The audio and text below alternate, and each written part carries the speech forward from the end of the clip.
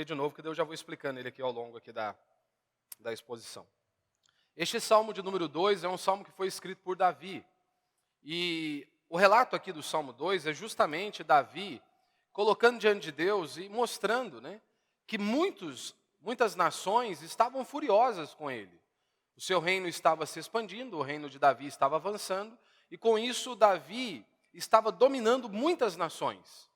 E devido a este domínio sobre os outros poderes, sobre os outros reinos e sobre os outros reis, esses homens começaram a ficar furiosos contra Davi e muitos queriam se levantar contra Davi. Eles não queriam mais ficar debaixo do poderio de Davi.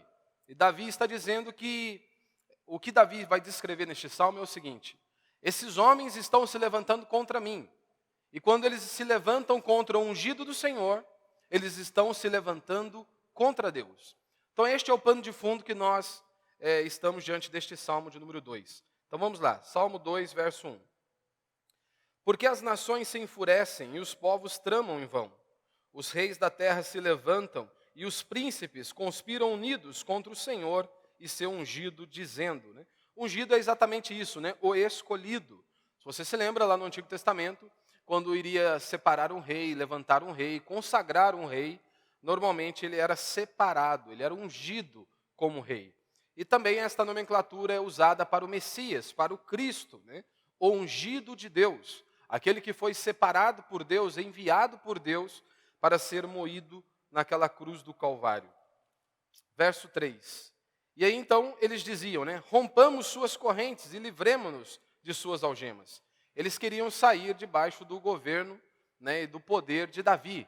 Então esta é a ideia que Davi está transmitindo. Eles queriam liberdade, libertação. Eles não queriam mais estar debaixo do domínio do reinado de Davi. Verso 4. E Davi diz, aquele que está sentado no céu se ri, o Senhor zomba deles. Ou seja, diante deste cenário de completa adversidade, muitos homens furiosos contra Davi, Davi diz, eles estão querendo se levantar contra mim, e na verdade eles estão se levantando contra Deus também, contra o Senhor. E Deus ri desses homens. Deus zomba desses homens. E é exatamente esta mesma expressão que nós podemos ver hoje. Quantas pessoas batem no peito e querem se ver livres de Deus, não querem se submeter às sagradas escrituras, à palavra de Deus, não querem dizer e afirmar Deus existe, mas eles querem viver livremente. Deus ri desses homens. Então esses homens que se dizem ateus, que Deus não existe, e muitos que se rebelam contra Deus, Deus simplesmente ri desses homens. E é claro, terá uma punição. Então eles o repreendem na sua ira e os aterroriza no seu furor, dizendo, eu mesmo constituí o meu rei em Sião, meu santo monte. Deus dizendo aqui no verso 6, Sião era onde estava o templo e também era usado para se referir a todo o povo de Israel. Então o que Deus está dizendo aqui é, eu constituí Davi o meu rei, sobre todo o meu povo, sobre todo Sião.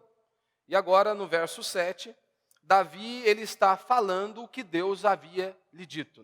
No verso 7, Davi dizendo, proclamarei o decreto do Senhor. Ele me disse, tu és o meu filho, hoje te gerei. E aí no verso 8, novamente Deus falando, pede-me e te darei as nações como herança e as extremidades da terra como propriedade. Tu as quebrarás com uma vara de ferro e as despedaçarás como se fossem um vaso de barro. Preste bem atenção aqui nestas expressões fortíssimas que Deus está usando aqui. Tu as quebrarás. Na revista e atualizada vai dizer tu regerás, com uma vara de ferro e as despedaçarás, como se fosse um vaso de barro. Agora, ó rei, sede prudentes, juízes da terra, acolhei a advertência. Cultuai o Senhor com temor e regozijai-vos com tremor. Beijai o filho, para que ele não se irrite, e não sejais destruídos no caminho, porque em breve a sua ira se acenderá. Bem-aventurado todos os que confiam nele. Felizes, abençoados todos que confiam nele. Beijai o filho aqui é o significado de dar honra, de dar honra. E aqui, primeiro, na primeira instância ali, falando acerca mesmo de Davi e de seu reinado, mas você verá que este salmo ele não se limita apenas aos dias de Davi ou à pessoa de Davi. Este salmo ele nos remete também para Cristo Jesus e, obviamente, também para a sua igreja. É exatamente a expressão deste salmo. Então, o tema da mensagem, como eu já disse, é a santa ira de Deus. Como eu disse, o reino de Davi havia se expandido e ele dominava sobre outras nações que pagavam impostos a Davi. Ou seja, devido ao domínio que Davi veio e reinou sobre eles, eles tinham que pagar impostos a Davi. Onde nós lemos estas descrições?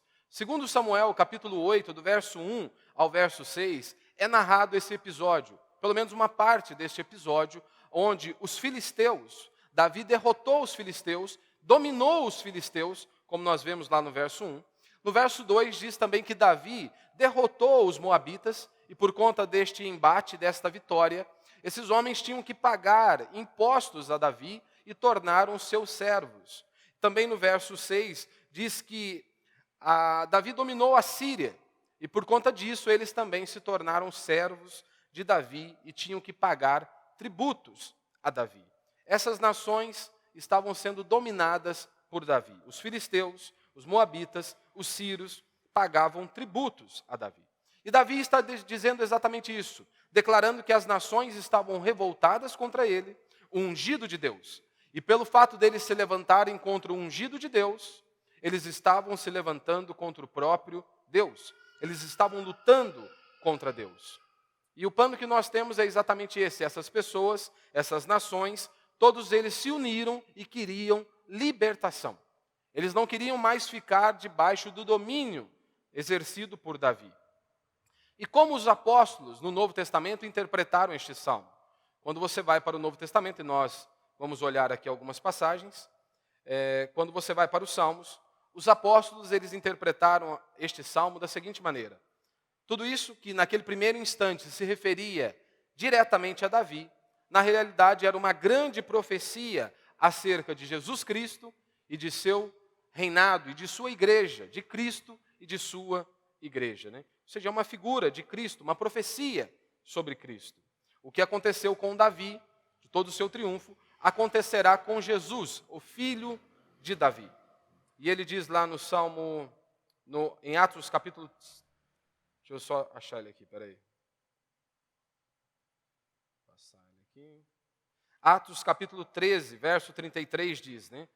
A qual Deus cumpriu para nós, filhos deles, ressuscitando Jesus, como também está escrito no segundo Salmo, Tu és o meu filho, hoje te gerei. Essa expressão, né, a citação dos apóstolos, é justamente do verso 7 aqui do Salmo 2. Né? No Salmo 2, verso 7, ele diz, proclamarei o decreto do Senhor. Ele me disse, Tu és o meu filho, hoje te gerei. Os apóstolos citam esta passagem, né, o Salmo 2, verso 7, direcionando a Jesus, mostrando que Jesus ressurgir dos mortos, Jesus sair em meio às cinzas, em meio a tudo, ressurgir dentre os mortos era uma grande evidência de que Jesus era o Filho de Deus. Não que Jesus estava sendo gerado naquele exato momento, mas que aquilo representava justamente isso. Ele é o Filho de Deus, ele é o enviado de Deus, o ungido do Senhor. E aplicaram também a isso como uma figura da igreja. Em Atos capítulo 4, se você se lembra, a igreja ela está sendo perseguida. Então os apóstolos, em um determinado momento, de forma mais precisa ali no verso 25, Atos capítulo 4, verso 25, eles vão citar exatamente também o Salmo 2. E ele diz, né, que pelo Espírito Santo disseste pela boca de nosso pai Davi, teu servo, porque os gentios se enfureceram e os povos imaginaram coisas vãs. Os reis da terra se levantaram-se e as autoridades aliaram-se contra o Senhor e contra o seu ungido. Esta citação é justamente do verso 1 e do verso 2, aqui do Salmo de número 2. Né? Mas aí, no verso 27 a 29, eles dão uma interpretação. Eles não dizem que aquele salmo é apenas para Davi. Eles trazem a interpretação, dizendo que não se referia apenas a Davi, mas também a Cristo e a sua igreja. E ele diz, né? Pois nessa cidade eles, de fato, se aliaram contra o teu santo servo Jesus, a quem ungiste, não só Herodes, mas também Pôncio Pilatos com os gentios e os povos de Israel, para fazer tudo o que a tua mão e a tua vontade predeterminaram que se fizesse. Ou seja, então eles estão aplicando a Cristo e agora, obviamente, aplicando também à igreja do Senhor, né? Agora, pois, ó Senhor, olha para as suas ameaças e concede aos teus servos que falem a tua palavra com toda coragem. Então você nota aqui que perseguir a Cristo é perseguir a igreja do Senhor. Então essa profecia de Davi se aplica também a Cristo e também à sua igreja, que somos nós hoje, que somos a igreja do Senhor. E é claro que isso se dá porque uma igreja fiel, ela é a exata expressão de Cristo. Quando uma igreja ela é fiel ao Senhor, fiel à sua palavra, ela é a exata expressão de Cristo Jesus. Então eu quero falar apenas 4 pontos aqui. Primeiro, o princípio é a revolta humana contra Deus.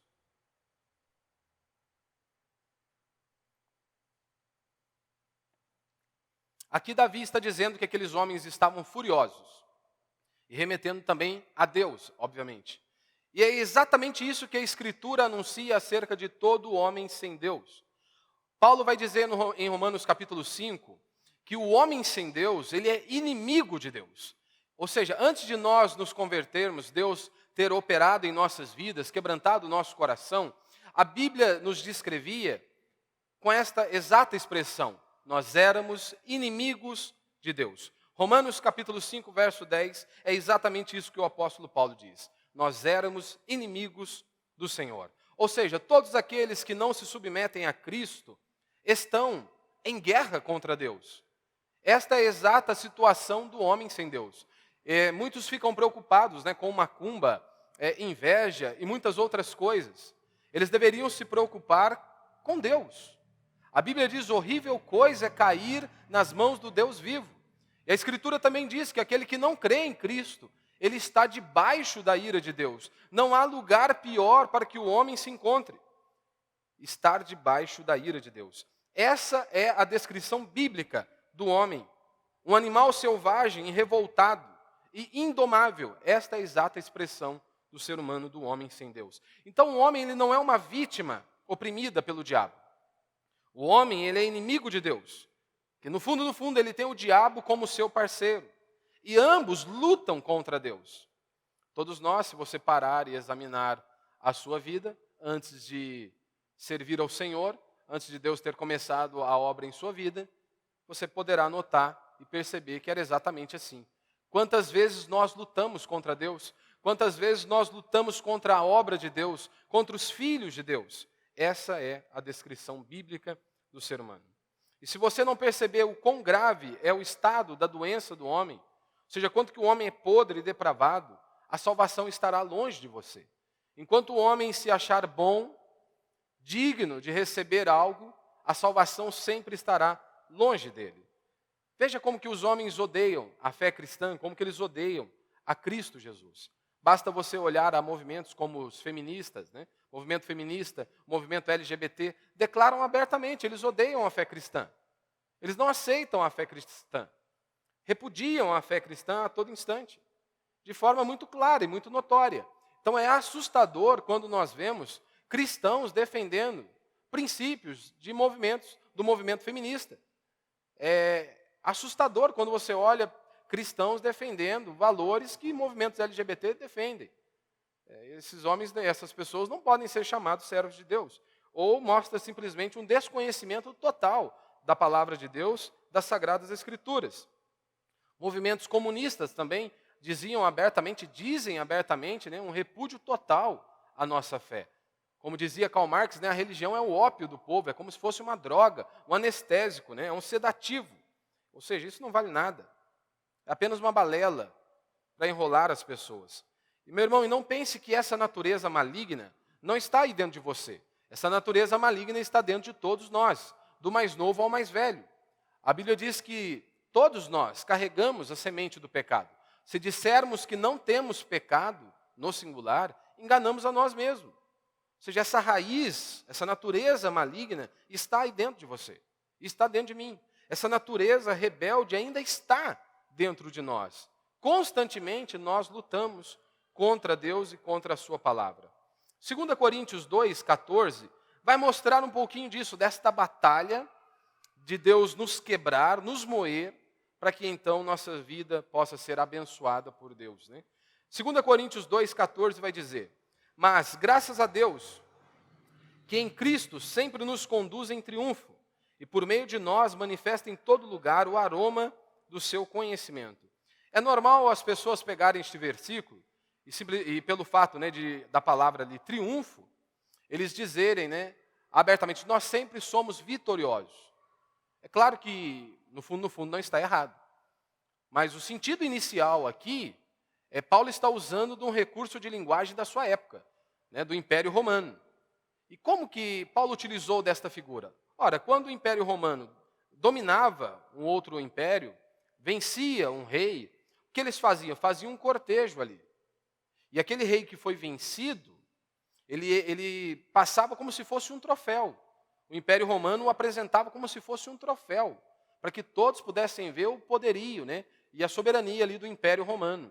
E olhassem e vissem, olha, como que eles destruíram aquele rei, aquele governo. Isso é como um troféu, esse é o prêmio da nossa vitória. Então havia ali um cortejo triunfal da vitória romana.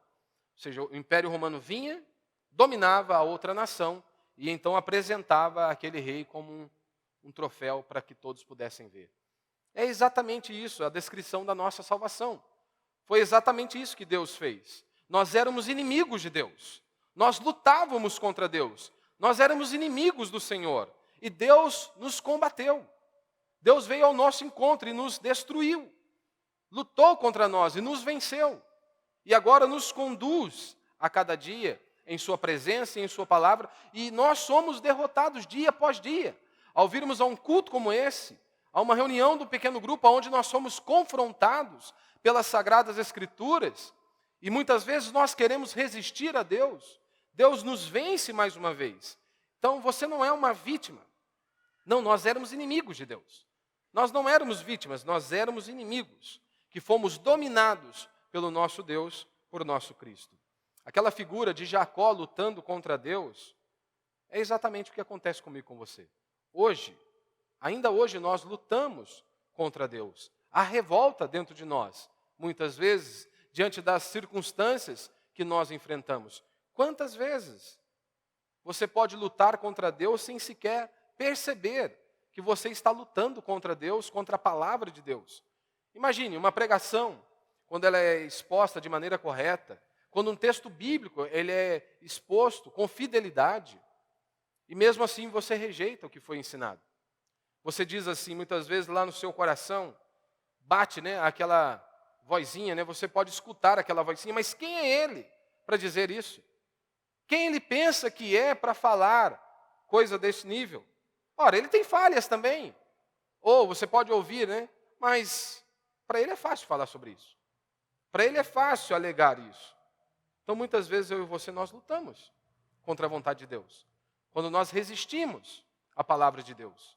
Quando nós tentamos nos opor à exposição da palavra do Senhor, o que muitas vezes nos confronta o nosso erro, confronta o nosso pecado. Então, a nossa natureza maligna, o nosso coração enganoso, está o tempo todo tentando nos derrubar. A Bíblia diz que o meu e o seu coração ele é corrupto e desesperadamente enganoso. Quem o conhecerá? E aqui no verso 3 ele diz, né, rompamos suas correntes e livremo-nos de suas algemas. Ou seja, nós não queremos mais submeter a Davi. E é exatamente essa a descrição do homem. Eles não querem se submeter a Deus. Os homens não querem se submeter ao Senhor e à sua palavra. O reino de Cristo é escravidão para os homens maus. Falar de Deus e de sua palavra para esses homens é viver uma eterna escravidão. Para esses homens servir a Deus, ouvir a igreja do Senhor, é uma escravidão. Basta você olhar aí para os esquerdistas, né, e os atores globais que você vai ver. Constantemente eles dizendo, hoje nós temos liberdade. Liberdade para quê? Aí eles começam a falar as inúmeras podridões que eles praticam. Coisas aí completamente pervertidas. Mas o que muitos alegam? Antigamente a religião nos oprimia, a igreja nos oprimia. Mas graças, né, a um bom avanço que nós tivemos é que nós vencemos. Ou seja, hoje nós não estamos mais debaixo desta escravidão. nós somos livres, ou pelo menos pensam eles que estão livres, né? Porque esta vida que a maioria vive, isso sim é uma escravidão. Isso sim, essa perversão sexual que muitos vivem, isso sim é escravidão. Eles acham que venceram o Senhor, mas assim como Davi disse, esta é a exata expressão que nós devemos usar. Deus ri desses homens. Deus ri desses homens que se acham poderosos, que hoje podem estar assentados em tronos, serem aplaudidos por muitos, mas Deus ri desses homens. E esse é o meu segundo ponto, né? Deus ri dos ímpios.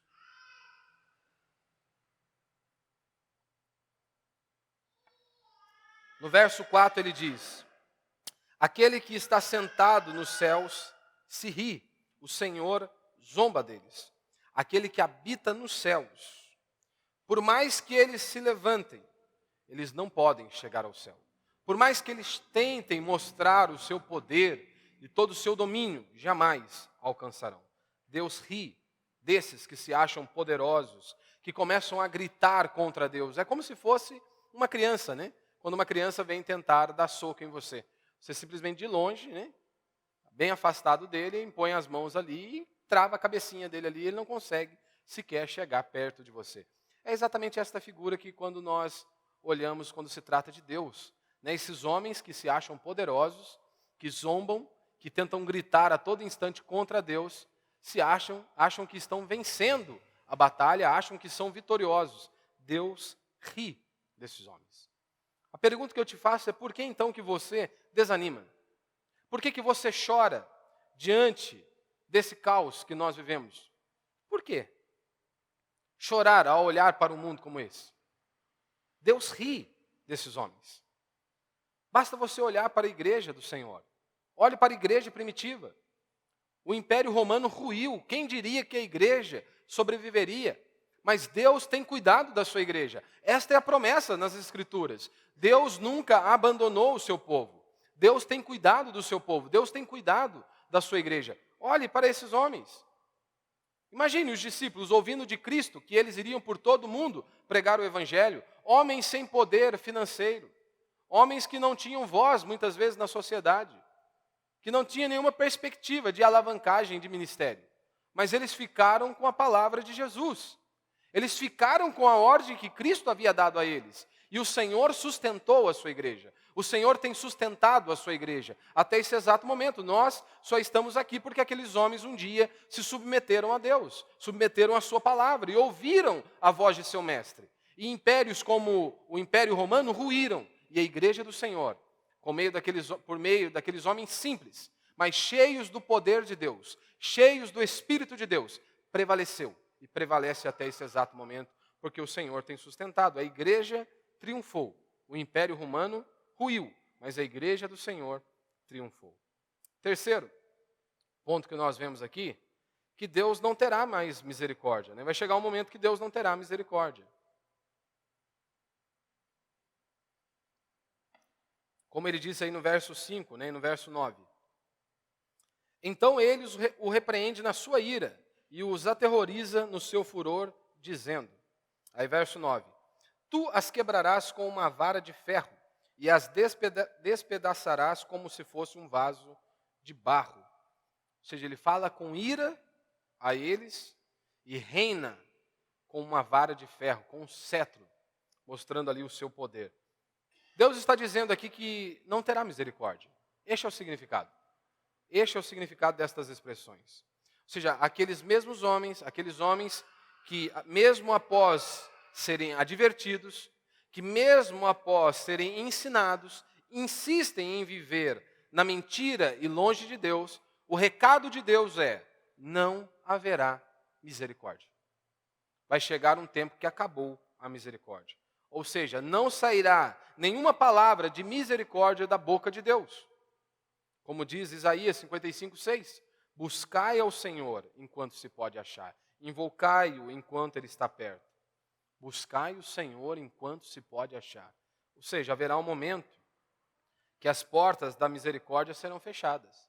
Acabou. Somente palavras em tom de juízo sairão dos lábios do Senhor. Aquela parábola do rico e do Lázaro ilustra muito bem isso. não é?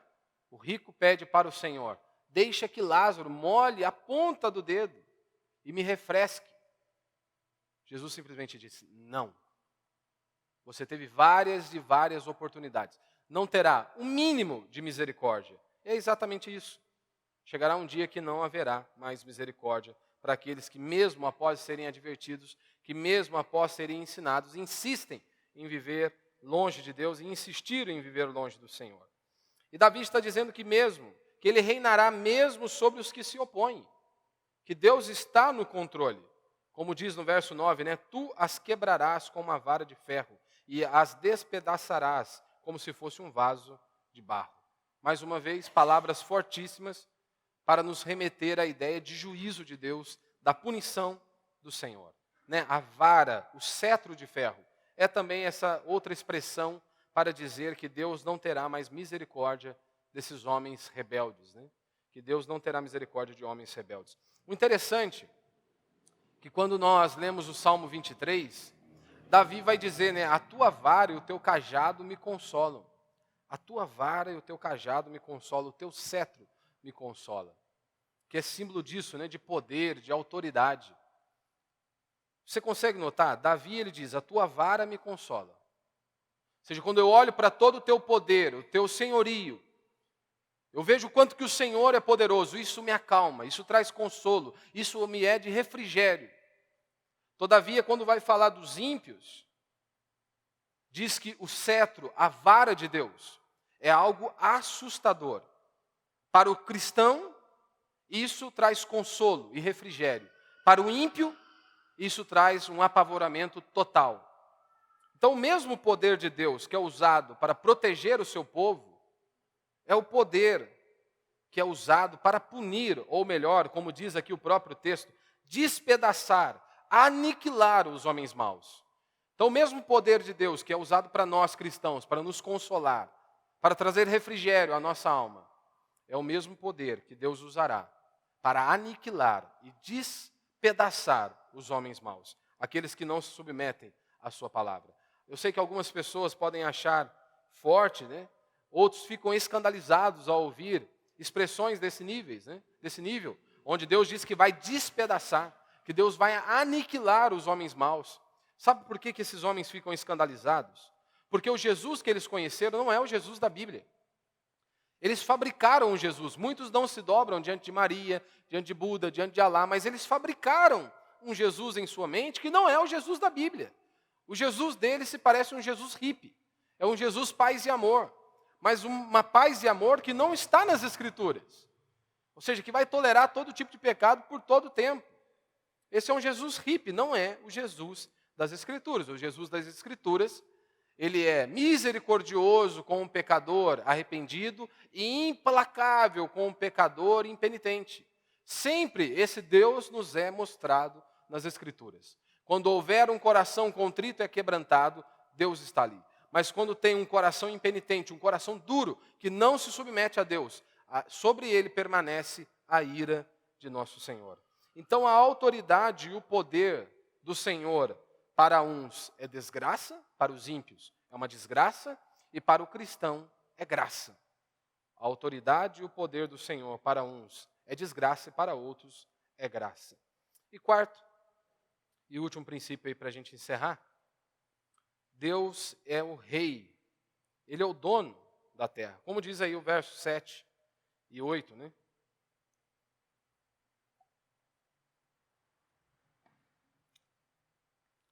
Verso 8, né? Pede-me e te darei as nações como herança e as extremidades da terra como propriedade. Ele é o dono da terra. Ele estabeleceu Cristo como nome acima de todo nome. E ninguém poderá se opor. Ninguém. Como diz Paul Washer, né? Chegará um dia que todo joelho se dobrará diante do Senhor. E ele diz, sabe por que todo joelho vai se dobrar? Porque aquele que quiser permanecer de pé, o Senhor quebra a rótula do joelho dele. Todos eles irão se dobrar diante do Senhor. Então a causa de Cristo e a sua igreja, ela já tem um fim, que é a vitória. Isso está certo. A igreja, a causa de Cristo e a sua igreja já tem um fim, que é a vitória. Mas a pergunta é, o que nós devemos fazer ao viver diante de um Deus santo e justo assim, como nos é mostrado em toda a Bíblia. O que fazer? Como nós devemos fazer ao viver diante de um Deus santo e justo assim? O verso 10 ele nos mostra: agora, ó reis, sede prudentes, juízes da terra, acolhei a advertência. A primeira coisa a nos fazer é acolhermos a advertência. É nos humilharmos diante de Deus. Eu sei que aqui está falando de reis e juízes, mas isso se aplica a todo ser humano, a todos nós. Nós precisamos, quantas vezes somos advertidos por Deus, por meio de sua palavra. E a palavra está dizendo, olha, humilhem-se diante de Deus, submetam-se à sua palavra, obedeçam a Deus. Então esta é uma das maneiras que nós devemos viver, acolhendo a advertência. Segundo, diz no verso 12, né? Beijai o filho. Como eu disse, né? Era exatamente a figura ali de submissão, de dar honra ao outro, né? De submissão os súditos, né? Beijavam as mãos, né? De seus reis em sinal de obediência, em sinal de submissão, ou seja, de honrar o outro. É exatamente assim que eu e você também devemos viver. Honrar a Deus, viver para a glória de Deus, nos submetendo à sua palavra e obedecendo a sua palavra. Terceiro, ele diz que nós devemos ter temor, né? O verso 11 diz, né? Cultuai o Senhor com temor e regozijai-vos com tremor. Cultuai o Senhor com temor e regozijai-vos com tremor. A ideia de temor e tremor possivelmente é a seguinte, né? Temor é o que está lá dentro, né, da nossa alma, né? Tremor é aquilo que nós vemos aqui no nosso corpo, como o apóstolo Paulo diz, né? Com temor e tremor, ou seja, aquele medo de falar besteira, né? Aquele medo de falar algo que Deus não mandou falar, ir além do que está nas Escrituras. Paulo estava assim, ele se apresentava com temor e tremor diante de Deus, né? Então o Salmo diz que Deus ele se ira com o que é mal e há de despedaçar os malignos. Se você se lembra lá no Antigo Testamento, aqui no Antigo Testamento, havia ali a Arca da Aliança, que era o símbolo, né, da presença de Deus, que simbolizava ali a presença de Deus. Em um determinado momento, e não podia se olhar dentro da arca. E narra as Escrituras que em um determinado momento, alguns homens olharam para dentro da arca. E simplesmente, por olharem, muitos deles morreram. 70 homens, se não me falha a memória, morreram simplesmente por olharem por olhar para dentro da arca. 70 homens morreram, simplesmente porque desobedeceram uma ordem de Deus. 1 Samuel 6:20 diz: quem poderia estar perante o Senhor? Este Deus santo. Quem pode estar diante dele? Como Moisés, se você se lembra, Moisés disse a Deus: deixa-me ver a tua face. Deixa-me ver a tua face. Qual foi a resposta de Deus para ele? Não me poderás ver a face, porquanto homem nenhum verá a minha face e viverá. Eles não podiam olhar ou tocar. Você se lembra, Deus coloca Moisés na fenda da rocha e o cobre com suas mãos. Ele poderia olhar apenas de relance, porque ele não poderia ver Deus face a face. Por quê? Ora, simples. A bondade de Deus esmagaria a nossa maldade. A bondade de Deus esmagaria a nossa maldade. Como? Que um Deus santo, santo e santo, como diz a Escritura, e nós conseguiríamos ficar de pé diante deste Deus santo, santo e santo, sendo nós pecadores. Mas o que eu quero chamar a sua atenção, é que nós estamos diante deste Deus santo e onipotente. Nós vivemos diante deste Deus todos os dias. Mas nós temos esta consciência que nós estamos diante deste Deus, apresentado pelas Escrituras, um Deus que não negocia a sua palavra, um Deus que não negocia os seus princípios e os seus valores. Será se eu e você nós temos esse entendimento correto, que nós estamos diante deste Deus santo e onipotente? Eu sei que alguns podem dizer, mas estas coisas aconteceram no Antigo Testamento. É mesmo? Paulo diz, no Novo Testamento, que ele estava com temor e tremor diante deste Deus. Este Deus o fazia temer e tremer. Como diz também Isaías, que estava ali, sentia-se sem chão, completamente prostrado diante do Senhor. Ou como João, que cai ali como morto. Mas hoje as pessoas a todo instante dizem que viu Deus, que viu um anjo, e continuam com suas vidas completamente depravadas. Mas é impressionante. Muitos deles afirmam que Deus está falando com eles, que eles viram Deus ou que viram um anjo. Uma descrição completamente diferente das Sagradas Escrituras. Porque quando você olha para Paulo, para Isaías, para João, para os grandes servos de Deus ali, esses homens viviam uma vida para Deus. E mesmo assim, eles enxergavam a sua podridão. E eles conheciam quem Deus era e quem Deus é. Por isso eles sabiam que eles não podiam estar ali diante do Senhor. Diferente do Jesus de muitos evangélicos, que muitos sequer têm reverência ao falar de Deus ou ao falar com Deus. O Jesus de muitos evangélicos hoje é mais ou menos um Jesus hippie, paz e amor. É um Jesus que as pessoas chamam de mano. Mas um Jesus que as pessoas chamam de você, ao cantarem canções ao nosso Deus. Não há reverência alguma. O Jesus desses homens parecem mais com os juízes do STF, né, do nosso país. Que eles deixam os bandidos todos impunes aí, né, à solta, né. O Jesus desses homens, de muitos evangélicos, ele trata os nossos pecados como juiz do STF aí. Deixa todo mundo solto, à solta e impune. O Jesus deles não é santo. O Jesus de muitos evangélicos não é irado contra o mal. O Jesus de muitos evangélicos hoje parece mais um vovô bonachão, não o Deus das Escrituras. E isso vai refletir no estilo de vida deles. Porque quando você olha para a grande maioria dos evangélicos hoje, eles são pecadores e amantes de sua maldade. Justamente por conta deste entendimento que eles têm de Deus, acerca de quem Deus é. Porque, meu irmão, o seu Deus vai determinar o seu caminhar. Se você tem um entendimento correto, como diz a Escritura, de quem Deus é, isso vai influenciar a sua vida. Como você vai caminhar nesta terra. Por isso que muitos vivem como se não houvesse Deus. Porque o Deus deles é um Jesus hippie. Que não se ira contra aquilo que é mal. Ora, mas se Deus é amor, ele tem que se irar contra aquilo que é mal. E se você crê num Deus que ele se ira contra tudo aquilo que é mal, é óbvio que você também deve se irar com tudo aquilo que é mal. Contra tudo aquilo que é mal. Não tem como você amar coisas que Deus abomina. Se você conhece de fato quem Deus é, e você sabe que Deus abomina algo, como que você vai amar aquilo? Não, você como seguidor dele, você deverá abominar aquilo que Deus abomina. Mas tudo isso vai passar pelo seu conhecimento de quem Deus é. Se o seu Deus vai determinar o seu caminhar. Se o seu Deus odeia o que é mal, você também tem que odiar o que é mal. Se o seu Deus odeia o que é mal, não tem como você amar o que é mal. Não tem como você apoiar. Mas a pergunta é, quem pode estar diante deste Deus? Quem pode? A resposta é, quem faz de Cristo a sua rocha. Assim como Moisés, ele está ali na fenda da rocha. É exatamente isso hoje. É quem faz de Cristo Jesus a sua rocha, que pode estar diante deste Deus. É o sangue de Cristo que te impede de ser fulminado por Deus neste exato momento.